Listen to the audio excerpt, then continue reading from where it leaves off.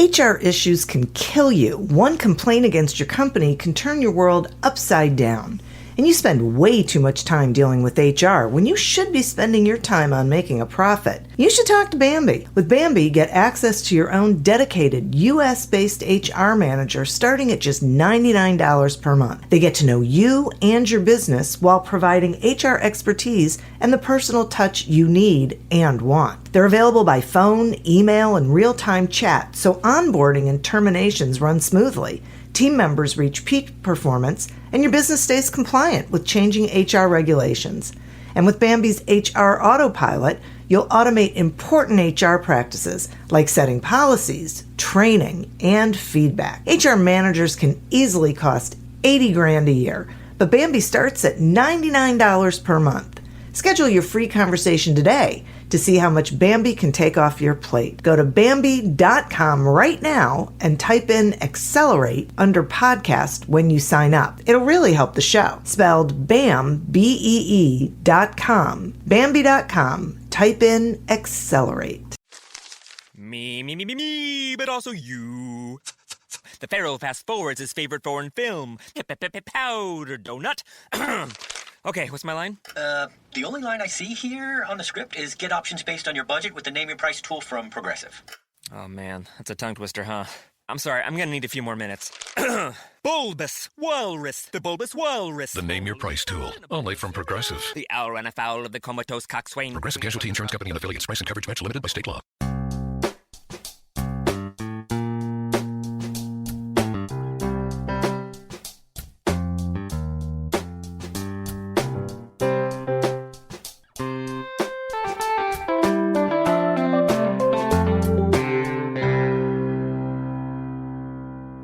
Welcome to Accelerate Your Business Growth with your host, Diane Helbig.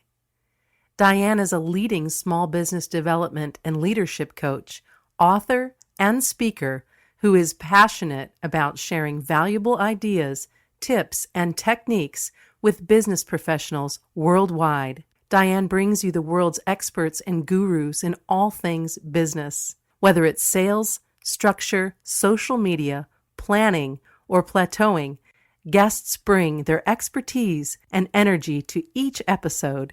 When growing your business is your focus, Accelerate Your Business Growth is the show to listen to. Got a topic or guest suggestion? Let Diane know. The goal is to make sure you have the information you need to move your business forward. Thanks for joining us. Settle in and enjoy. Hi, everybody. Thank you so much for joining me. Today's podcast is sponsored by Audible.com. Audible.com is a leading provider of spoken audio entertainment and information. Listen to audiobooks whenever and wherever you want. Get a free book when you sign up for a 30-day free trial at audibletrial.com/businessgrowth. Accelerate Your Business Growth podcast continues to gain recognition as a great resource for small business owners, entrepreneurs, sales professionals, business leaders of all kinds. And that is really because of the guests who join me. These are folks who have expertise in particular areas of business success. And they share that expertise with all of you through a conversation so that you can grab what you need and put it into your business and do better things, be more successful and happier. That is our goal. Today is no different. Today my guest is Steve Kosch. Steve knew what he wanted to do at an early age. That was to talk about the weather. He became a TV weatherman at age 15. 10 years later, he was forecasting for ABC in Los Angeles and then daily reports on CNN. Now off the air, Steve guides CEOs, executives, and entrepreneurs to look and sound their best in presentations, in a speech, or while giving the media an interview. Thanks so much for joining me today, Steve. My pleasure. Thank you. Looking forward to it. Well, me too. I think this is, we're talking about speaking successfully, and one of the things that I find interesting is that with the different ways that we can be doing public speaking, they potentially have different requirements different maybe tactics. So, and I know we're going to be getting into some of that and talking about it, and I think that's going to be an interesting viewpoint for folks who think speaking is speaking. Correct. Yeah. Speaking is not necessarily speaking. It's the finer nuances of how you speak to a group. You know, each audience that you speak to is different.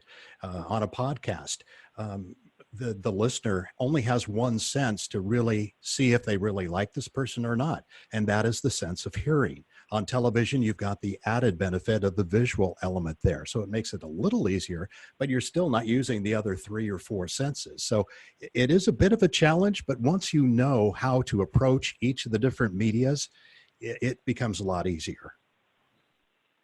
That's terrific. And so there are basics of public speaking, but then there are like intangibles, the I think what you call the it factor techniques. Can you talk about what some of those are? Sure. Yeah, we at Media Training Network, we specialize in executive presence and influence, and not necessarily we're a speech company or a presentation company, although we are that too. But I think our secret sauce is the ability to be that it factor, to pull the it factor out of these individuals. And a lot of people can say, even executives that come to us for maybe an important presentation, they want to get polished up for that. They'll say, well, you know, I've had so much experience. I went to business school. I took public speaking courses and so forth. But, you know, it's been a while. I need to get the rust polished off. And that may be fine, but you really can't wing it when you're on the high level stages that most of these CEOs and executives that I coach deal with. I mean, it could be the difference in millions of dollars in a presentation, whether they get that or not, or if they sign up a new client, or if their message is put out poorly to the media, it can have devastating results. So there is the finer aspects of what I call the it factor, and we can certainly get into that if you'd like. Yeah, I would really love to, because I love the way you said executive presence and influence, because that feels so different and more commanding, I think, that and more, there's so many words that come to my mind, confident, controlled, yes. Excuse me, foundational, that feel very different from when I think of public speaking. Correct. And that's where we get into the weeds. That's our special sauce, is the ability to pull out, polish up the presentation skills itself, certainly. And starting, it's got to start with the message. The message is the most important. And many executives get bogged down with, they'll come up with a summation of maybe, 15 minutes worth of, this is what we want to accomplish. Then I say, pare it down, give me 30 seconds of what you really want to accomplish in this message. And then from that, then we get into knowing your audience. Who's the audience you're going to be speaking to? Is it business executives and business experts like it is on your show? Or is it going to be on television and it's a wider audience? So those are the things. So we break down the being prepared, so to speak, and then we come up with the messaging. How do we want to get this across in the best way? What are some of the words that the audience knows? Because you certainly don't want to use business jargon if they don't know what that means. You want to be able to speak their language. So that's just to get started. But then, as you mentioned, Diane, about the subtle factors, the posturing, how your presence, your confidence that you exude. And that comes across in many different ways, how you hold yourself or how you even walk into a room, the eye contact that you have with someone. Do you give them a firm handshake and be engaging? Are you leaning forward or are you kind of standoffish a bit? So these are some of the things that they don't even know, the executives that I coach. They don't realize it because they, number one, never see themselves. And number two, they think they've got it all. They're the CEO of this company. But that's where I can come in and say, try this, you'll look better doing this. And then once I put them on camera and play it back, then they begin to see what I'm talking about. And it really does make a difference. That's the biggest transformation that I see with my clients is once I play the video back, oh my gosh, they've never seen themselves before like this. And they can certainly see. And that's where they have that change very quickly. Oh, I would think so, sure, because once you can actually see yourself in action, then you can see what someone else is telling you about Yes. how you're showing up. Right, right. And it's really, I mean, it's, to me, it's the most refreshing and fun part of the whole process, because I can see that my work has been done. I can see that they recognize that, and they would have never seen that before. And it's like a light bulb turns on, and they're smiling and they're happy when they leave. Yeah, I'll bet. Now, did the techniques change between, say, doing a presentation on stage to doing a TV interview? It does, but it all revolves initially around everything that we teach. And even though this is a podcast, it just utilizes one sense, the sense of hearing. I am actually standing up in front of a microphone. And the reason for that, number one, I tell my clients, is that it projects your voice is more projected, and you have much more energy. I can use more hand language here. I'm not sitting down and my belly is not, crunched up. It's fully extended, so I can speak clearly. So podcasts, in this regard, you would have that energy level, but you also, it's how you use the wording, the phrasing, the pacing, the tonality of my voice. Am I monotone? Do I speak like this all the time? It becomes pretty obvious, and before long, your listeners are turning it off. But if I'm adding a lot of vocal variety to my voice without sounding like a clown, then I engage. I keep engaging. So that's for podcasts. Television, you've got the visual element. So it's much more important for you to be engaged. And how do you do that? You lean slightly forward. You're having a conversation with the reporter, the host, whoever it might be, and your eye contact is just on that person. So it's like you're giving them everything you possibly have got. You use some body language, you use some hand gestures every once in a while, just to add that little variety. You don't want to be a robot. You don't want to have your eyes fixed so you look like you're scared to death. But it's those subtle things, but it's about everything. It's mannerisms, it's your voice, tonality, the whole kit and caboodle. That can feel, I could imagine, I should say, that could feel a little intimidating if someone's feeling like they have to pay attention to so many things. Let's use the example of doing a TV interview. There's a lot going on there. There's a lot of sensory input or export. Mm-hmm. And so talk to me some about how someone gets comfortable with, naturally, or feeling natural, feeling comfortable in that sort of an environment where they're not sitting there in their head thinking about, am I leaning forward, am I smiling, am I making eye contact, am I? Yeah. It's not, we're not a one-stop shop, meaning, one session and you're done. Obviously, it takes some work. You have to be able to overcome those little nuances that you've had, all your habits that you've enjoyed for most of your life. We try to minimize those. We're not trying to change you into, an anchor, a news anchor by any means. We just want you to feel comfortable and confident and just really be able to communicate effectively once you're on camera. So how we do that is repetition. And that's the big thing. We don't do a lot of theory. We give them some theory, some background information, but for the most part, it's role playing. We go through it many, many, many times, and they can see the subtle changes. And then all of a sudden it becomes a habit. They learn to sit on their pull their coat in the back and then sit on that. So their clothing looks crisp once it's on camera. Sit slightly forward in the chair so you're not too far back and seeming distracted. So there's a lot of little things that we do, but it's all a part of the process. And these CEOs that come to us, they're confident, they've made it to this point in their life, and now it's just fine tuning it. We're again not trying to create a Frankenstein here. We're just trying to guide them in the right direction, on the right path. Right.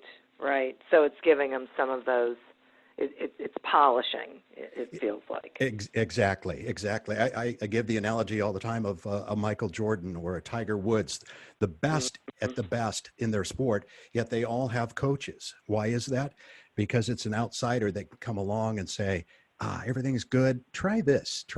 And it makes them just that little bit better. And that could be the difference in winning a game or a championship. So that's what we do. And another part of this is active listening. It's just not listening. I'm not just listening to your questions. I'm listening to your intent. Where are you going with this? What do your audience really want to get out of this? So I'm actively listening. That means picking up on words and pacing that you've used, some of the cadence in your voice, all of those things. I try to mirror and come alongside you and give you that information. So, the end result of being a great communicator or a great communication, a conversation, is that both parties or all parties, feel satisfied and good that, everything was communicated effectively. It's a win-win-win situation. So when you get to that point, I think that's our goal, is to help everybody be comfortable, confident, and convincing. Right. Right. Convincing. Yeah. Okay. So that feels to me like that's the reason why it is important that we actually pay attention to this and get coaching and make sure that we're utilizing the tactics that will put us in the best possible light. Will you talk some about the potential negative consequences of not doing this, of winging it, of thinking, yeah, I'm pretty good. I can skate through this. Sure. And that is the danger, like I said, and I do have that resistance with CEOs. Sometimes the executive secretary will say, well, don't ask them about this, or don't do this. That's a sore subject, or, this or that. And, I just kind of ignore that, because when I sit down in the room, I'll set the ground rules and I'll say, listen, you're paying me some good money.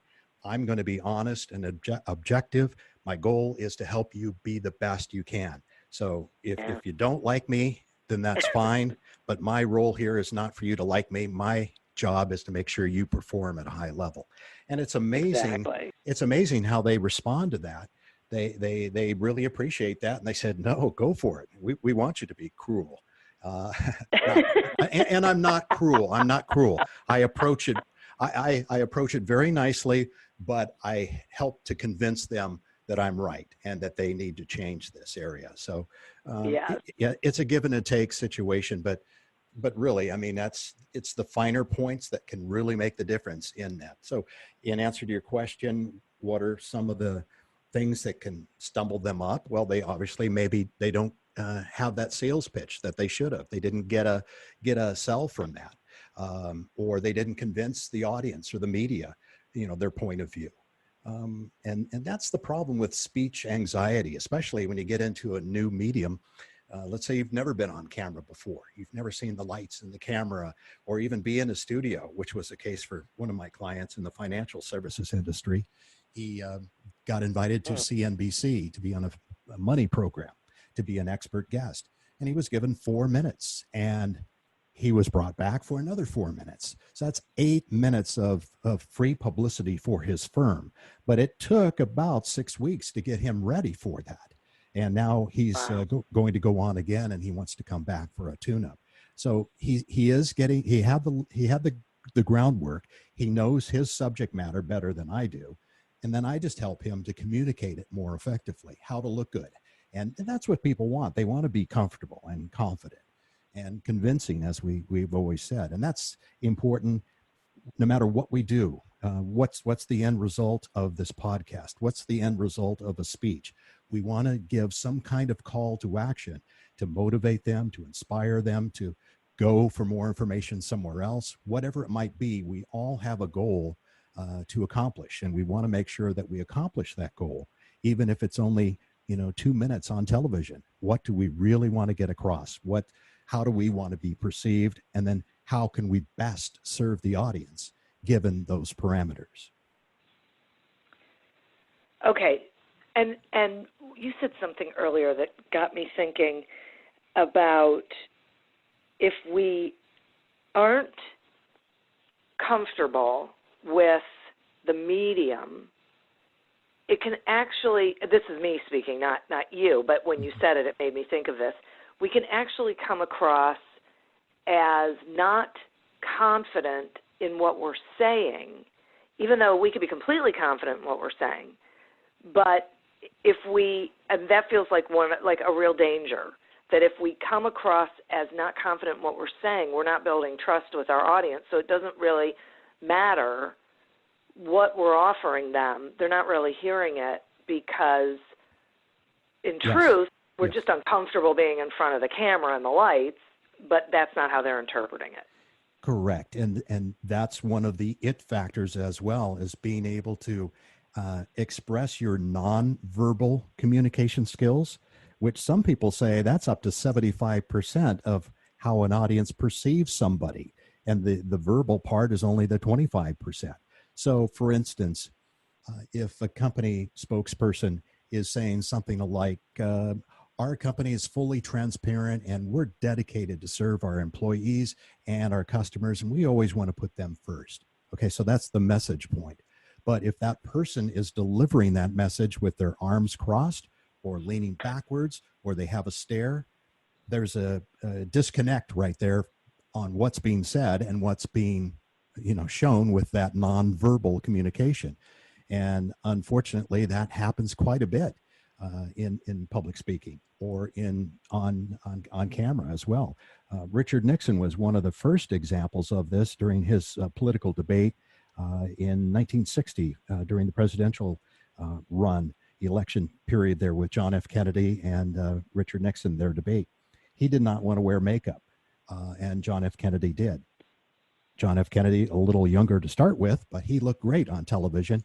And Richard Nixon was sweating profusely, and he just looked like a crook.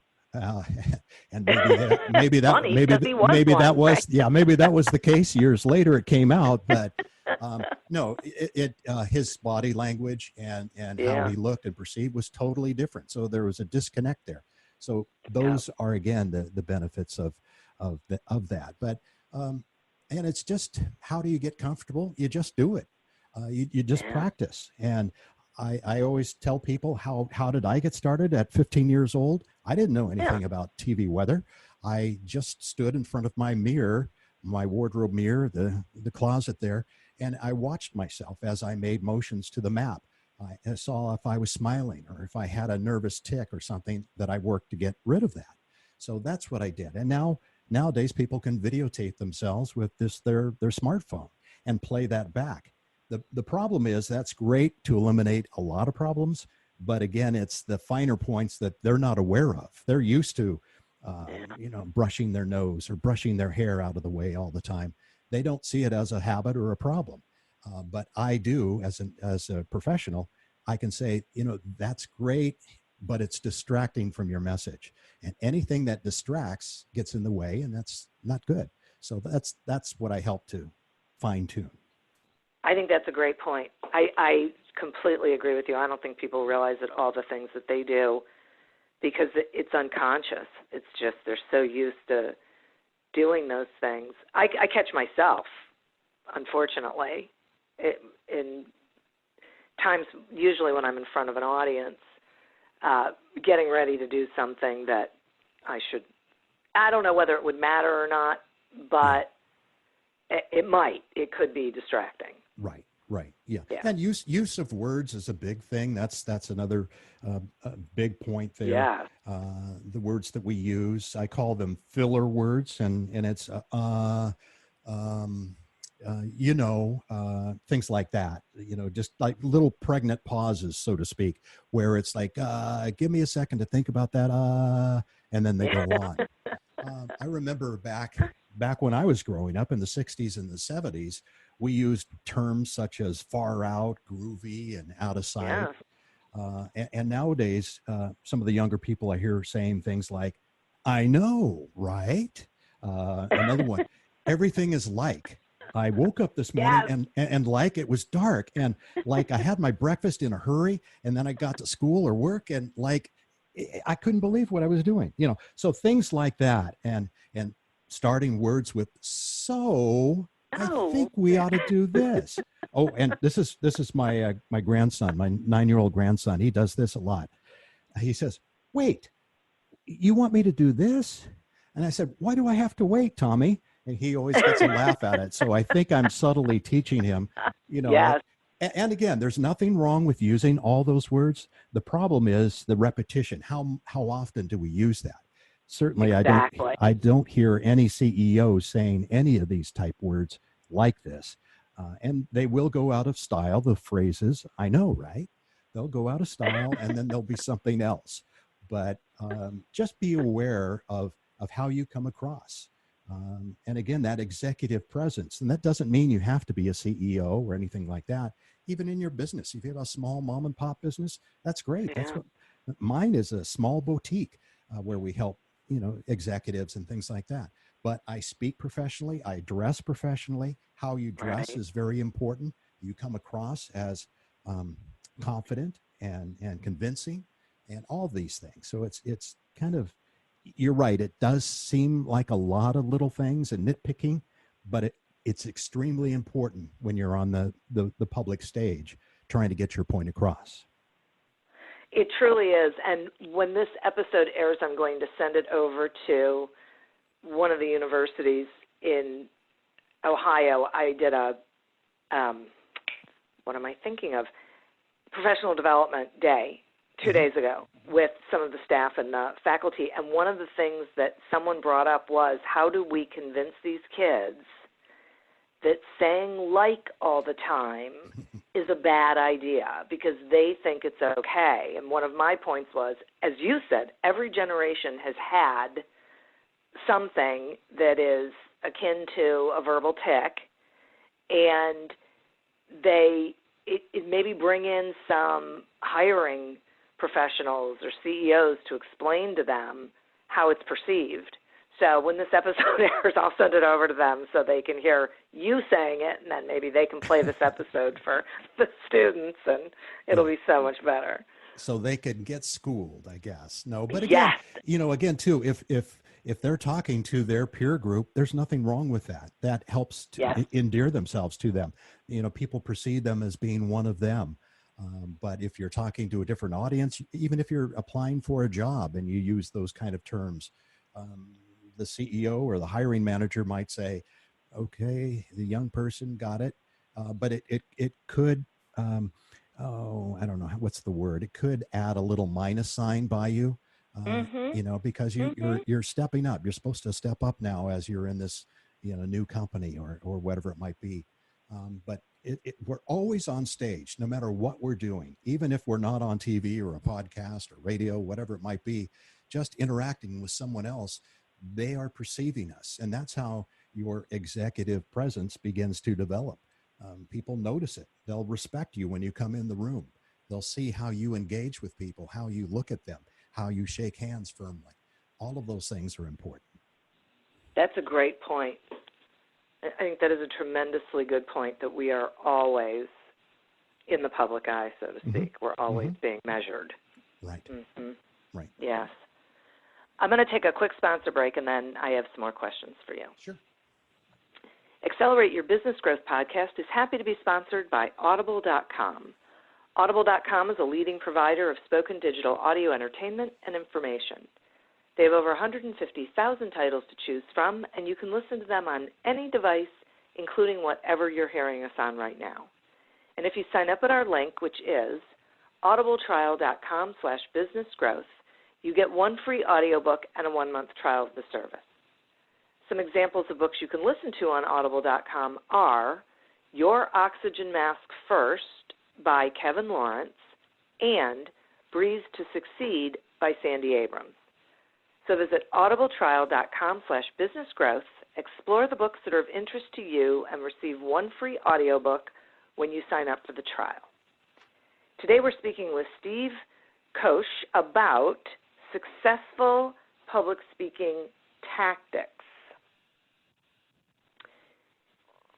Would you please share some of the biggest mistakes people make in presentations or speeches, like specific things that we Yes. do. Yeah. Yeah. And none of us are perfect. We all make mistakes, and there's nothing wrong with that. As a matter of fact, that endears us to the audience when we make a mistake, or we kick ourselves just a little bit, not seriously, but we say, "Oh man, I'm sorry. It was one of those days. I just had a rough day," and you share your heart, and they begin to realize that you're a real person. To not do that, it can make you aloof and standoffish and not connected. So, the one of the big things is to just be yourself. That's one problem that I see quite a bit. They try to be somebody else. You'll never be an Oprah. You will never be Tony Robbins. So don't try to copy them. You can, what I call, model them. That means see what's working for them, what's not working for them. Use some of their techniques, perhaps, but don't copy them. So that's important. Another mistake might be talking too much. We all want to be helpful. We all want to connect with people, and oftentimes we'll talk too much, especially in a TV when a reporter is there asking questions. Oh, we're so helpful. We'll give them all this information. The problem is when the story comes out, if it's a written newspaper article, for instance, the reporter heard so much stuff, he misconnected the different quotes that you had, and you may be misquoted. So those are some major things right away, and then we could get into the nuances that we've talked about already, how you posture yourself, how you hold yourself when you come into the room, moving around the stage respectfully, but not like a robot, not predictably. That's another thing that I see is we use the same mannerism over and over and over again. And then the audience will watch and say, all right, here he comes again with that movement. There it is there. And all of those things are distractions from your main message. And that's what I want to help erase. Okay. So people actually, their focus shifts and they end up missing whatever your message is because they're so busy paying attention to your mannerisms. Correct. Matter of fact, when somebody's on camera and we're coaching them to go on the Today Show or Good Morning America or even a local station in Los Angeles or wherever it might be, for women, we always say do not wear a brooch or a low, V-cut dress. Anything that can be distracting, you want to avoid. Big dangling earrings. For men, it might be a mannerism of how they move their hair out of their eyes or whatever it might be. Anything that's a distraction, get rid of it because you want, the whole idea of communicating is to make sure your message is number one, delivered correctly, and number two, interpreted the way you want it to be interpreted. So anything that gets in the way of that needs to be eliminated. This is so great. Last night, I was watching the news, and this woman had earrings on that were so big. Uh-huh. They were long, they were dangly. It seemed painfully inappropriate for a newscaster, actually a reporter, mm-hmm. to be wearing. And I don't think I heard a word she said because I was so focused on her earrings. I'm hearing... I just experienced exactly what you're talking about last night. Perfect. And another thing is to dress the part, whatever you're supposed to be. If you're a fashion model, sure, wearing crazy dresses and things like that, that's fine.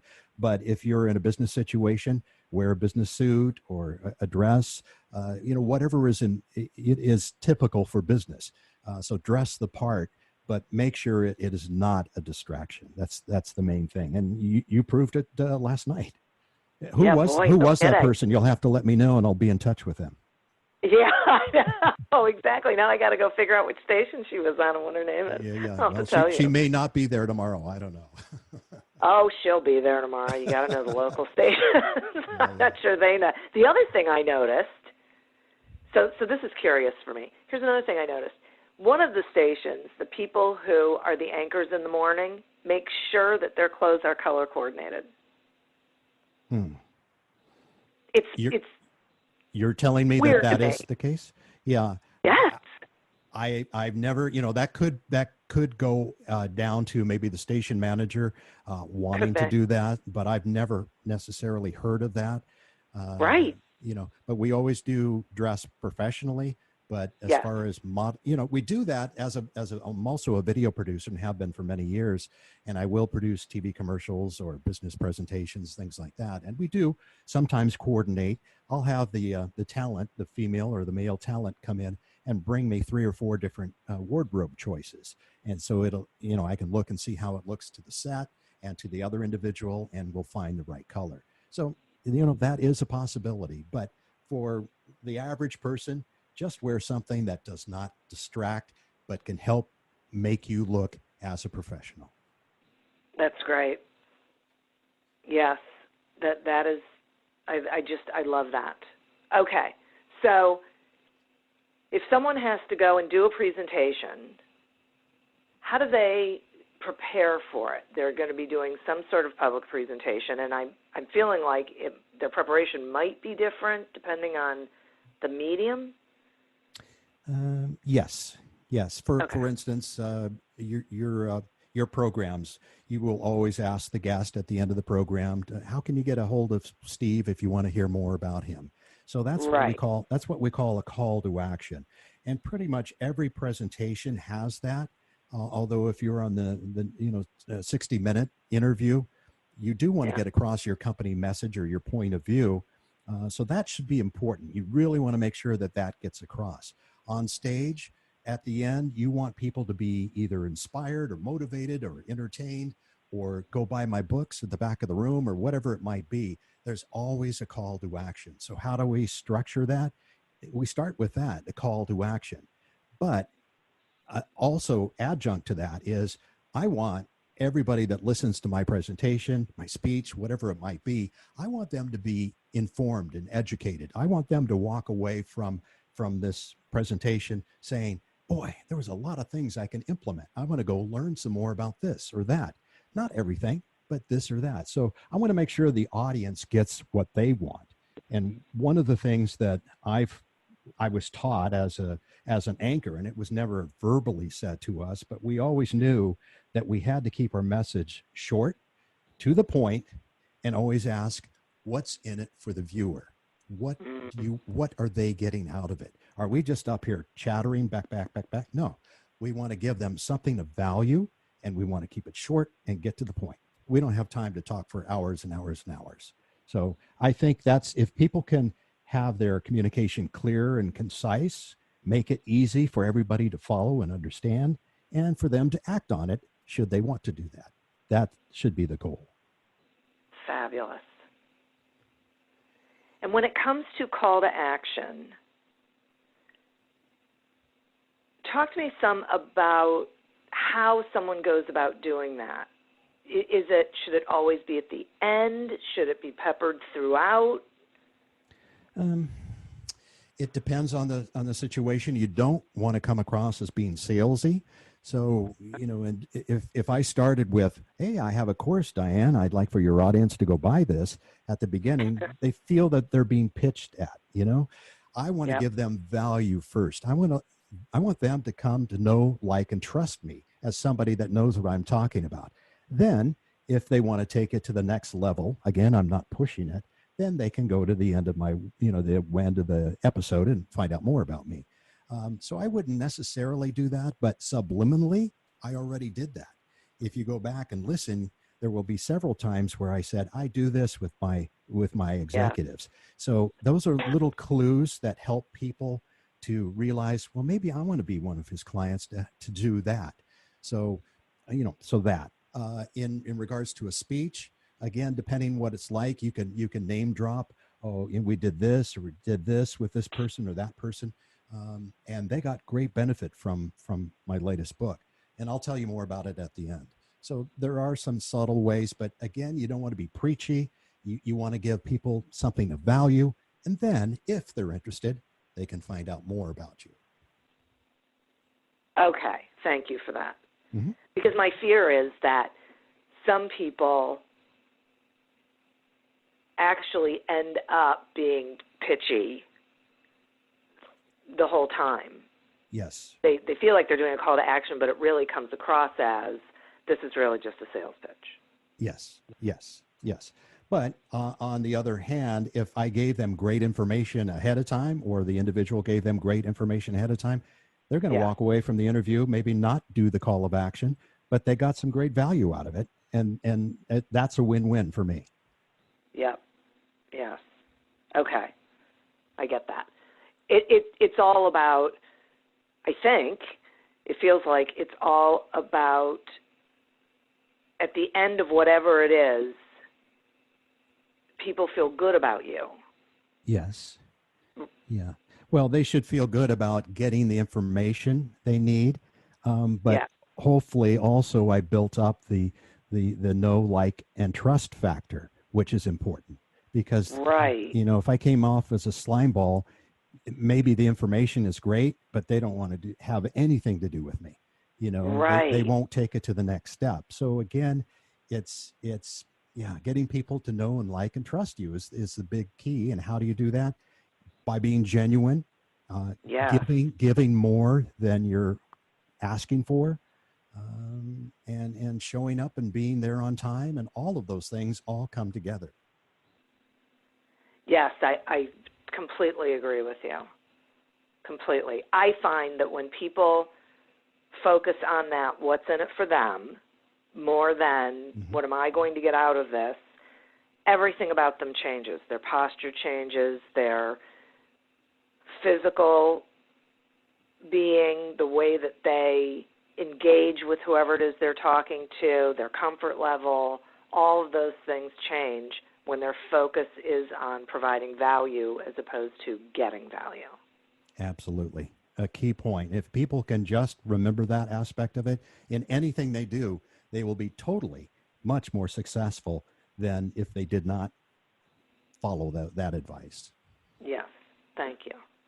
That's the point we're trying to get across to people. Yeah. Well, hopefully we're doing that in a good way, but I think we are. So what is the one thing you must do toward the end of your talk? Is it the call to action? It is. Well, what's the most important, and what should you do? I think the call to action is important, but again, in the giving mode that I'm talking about, serving others, it's I'll be available at the end of this talk. If you have a question, a particular question, come up. I'd love to meet you. So it's again making a deeper, it's a deeper meeting, a deeper connection with your audience and them with you. And it still may not mean business for you. That's fine, but at least you're serving. You're going above and beyond. And talking about their particular situation, which is extremely important to them. And that's great. I'd love to do that. If they buy something from me, great. That's good too. But again, at some point, it becomes a win-win, even if it's no business is taken care of at that point. Yes. Being the servant all the way through. That's really great. Okay. And if I heard that correctly, I'll be around when this is over if you have something in particular. If you'd like to come up and talk to me, would love to explore this further. Yeah. And that doesn't mean that you're going to have a one-on-one for 10 minutes undistracted, because there's going to be several people that are going to come up there. But that gives you the opportunity to give the business card to them and say, hey, call me back. This is not, we're a little busy right now, but if you want to talk more about it, here's my business card, email me, we'll talk, that sort of thing. So you give them ways to connect down the road a little further with them and continue that conversation. I got it. Okay. And that's part of, as you said, being of service and being genuine and making those connections with people. Correct. Because we, and that's another whole thing we haven't really even touched on, but a lot of it is connections, people people that know other people that can refer you, networking. That's extremely important in the business world. How to get your brand exposed. Other people know and like you, they'll refer to you. So it all comes back to you, but networking is very important. I mean, my success in broadcasting, I met some really high profile people, and I won't say that I copied them, but I certainly modeled them. I picked the best of what was great from each of these people, and I applied it to my business life. Ted Turner is one of my mentors, and I was with him at CNN in the early days. But he was just an entrepreneur like no other entrepreneur I've ever seen.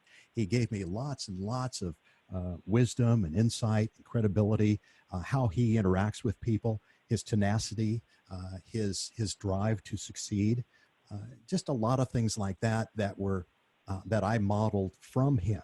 So that's how you can continue to build people, relationships with people at the end of a speech, for instance. Hey, nice to meet you. Pleasure to meet you. Oh, you're in what business? Great. Let's talk about that sometime, and take it deeper down the road. But that is important, is to network and connect with people. Okay. I want to ask you about networking. Thank you so much for bringing that up, because that is one of those places where we are on, and where I think so many people aren't at their best, to put it politely, when they network. If And you know talking, why? why? Because they're pushing their agenda. Hi, I'm Yeah. Steve. I do this. This is what I do. I can help you do this, Right. this, and this. Here's my elevator pitch, whether you want to hear it or not. And this coming off. Okay. What do you do? Oh, I do this, and that. That's a wrong approach. Yeah. One of the approaches I've learned through networking is to listen more than you speak. So when somebody is talking, you're meeting them at a luncheon or whatever it might be. Find out about what they do. And who they know, kind of thing, and be more about them and less about yourself. So that's one tip right there that has helped me tremendously. But Ted Turner was one of those guys. He asked questions all the time, not just of his staff, which we appreciated because we gave our input, but he would ask the taxi cab driver. He would ask other executives in business. What do you think about this? He did all this prior to launching CNN. A couple of years prior, he was asking all these questions, and everybody was saying, "No, don't do that. It's too expensive," and this, and this. But he said it's going to work, and he went with it. So, those are the things. Just network, ask. You'll learn a lot, and you'll be further ahead success-wise than you could ever imagine. Especially because people will want to keep you around because you aren't hawking your wares all the time. Correct. Yeah. Yeah. You have established yourself as that executive presence that people like, and they want to be around you, and they want your opinion at times. So it does work. Yes. Do you have other examples of other real life examples of great communicators? Yeah, just off the top of my head, John F. Kennedy. I loved his speeches. He was very engaging with the audience. He used hand motions, which, by the way, Bill Clinton mirrored from John F. Kennedy. He liked the way he did the hand movement, the three fingers and the thumb on that. And Bill adapted that to his style, Bill Clinton. He was a great communicator as well. Ronald Reagan was, in a different sense. He was not super polished, but he had the sincerity in his voice, and I think that resonated with a lot of people. Currently, I like Cory Booker, his presentation skills. He's a senator in the Northeast. I'm not sure where, but he's very good. He's running for president as we record this here. And I've seen many debates. I watch the debates not because I'm political, but I love to see how these polished people, how polished they are or not. And I use them as examples when I talk with clients. This person did this, this, and this, right?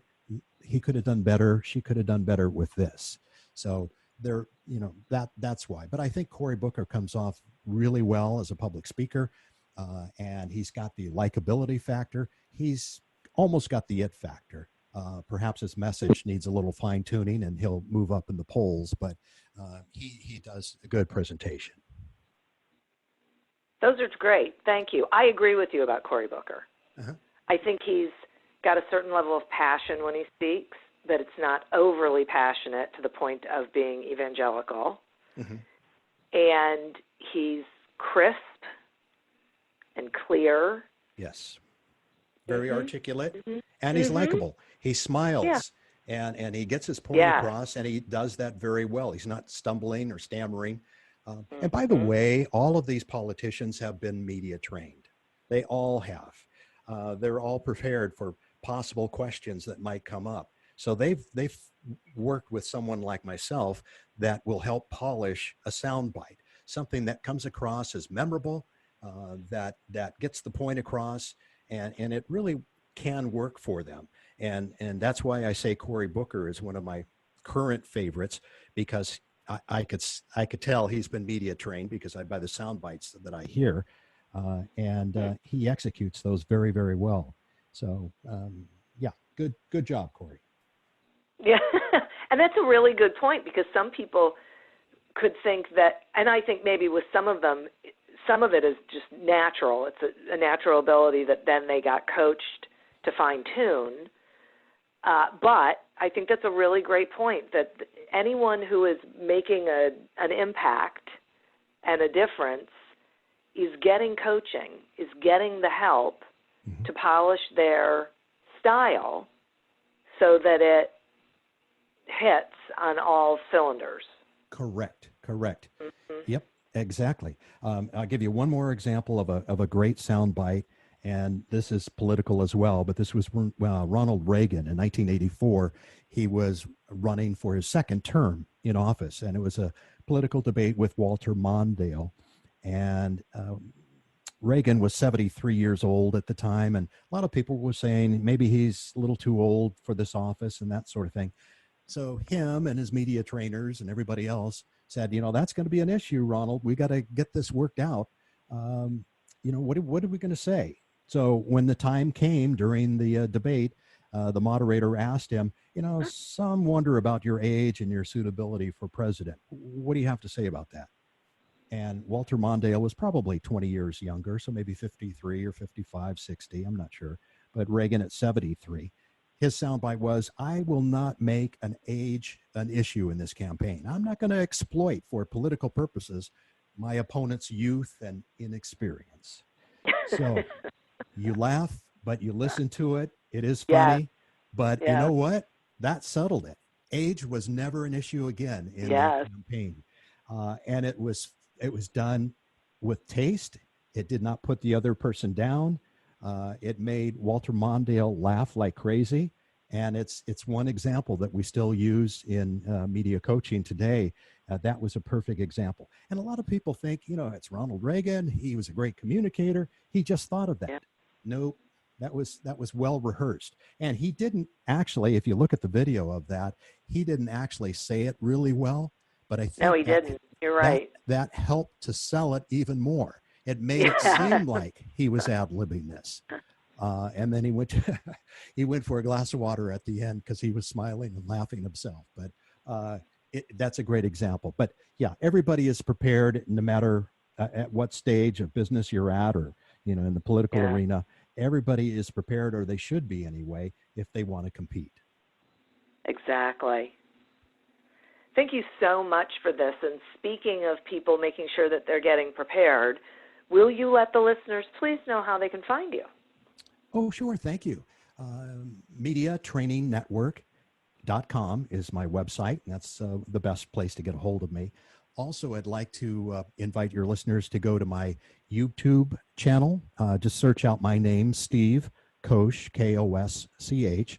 I have some free media training videos there. But also, too, there's a nice video, kind of a long story, but I'll try to make it short. In 1992, I had the unfortunate opportunity to interview Zig Ziglar at CNN while I was there. And we did a whole 1-hour sit-down interview, and great information. Zig Ziglar, by the way, is passed on now, but he was a great sales and motivational expert. And his books are still widely used by salespeople and business folks. But in that interview, he said, failure is an event. It's not a person. Yesterday ended last night. today is the first day of the rest of your life. And that kind of advice was just awesome. And you can see that there at my YouTube channel. It's got 58,000 views right now. But that was one of the best advice that anybody has ever given me. And I say it was the lost Zig Ziglar interview because I used that interview, maybe just one soundbite for another program I was doing at the time at CNN called Seeds of Success. And I put the tapes away and forgot about them. So about 3 or 4 years ago, I found this box of tapes in my garage, pulled them out, listened to them. I sent copies to the Zig Ziglar family, which they were just all thrilled with that. And then I said, I'm going to put this on YouTube. And so far, lots and lots of people have enjoyed it. So I hope you too will enjoy it. A great inspiration. Absolutely. Yeah. Yes, that's wonderful. Thank you for that. And thank you for spending some time with me and sharing these awesome tips and ideas. I think this is so very important. And one of the things that I am taking away from this is that it goes beyond if you're on a stage or if you're on TV being interviewed or on a podcast. It really has to do with how do you show up? How do you make sure that you're presenting yourself in the best possible way? So. And always serving your audience. If you have that mindset, you'll do wonders. Exactly. Terrific. Thank you. And listeners, thank you for tuning in. This is one of those episodes I think you're going to listen to a couple of times. And go to the YouTube channel, look for Steve on YouTube and watch those videos. I think that'll be tremendous as well. And I'd like to thank our sponsor, Audible.com. To get your free trial of Audible.com as well as a free audiobook, go to audibletrial.com/businessgrowth to sign up. As always, continue to prosper and be curious. And until we meet again on another episode of Accelerate Your Business Growth, goodbye and good day. The average person experiences up to 10,000 marketing efforts each day. Those ideas are culled from millions of possibilities. The CMO Confidential podcast takes you behind the scenes to learn about the decisions, drama, politics, and glory that go with one of the most scrutinized jobs in the executive suite, the Chief Marketing Officer. Guests from all over the business world join Mike Linton, a 5-time CMO, to share stories about what it's really like in the marketing universe.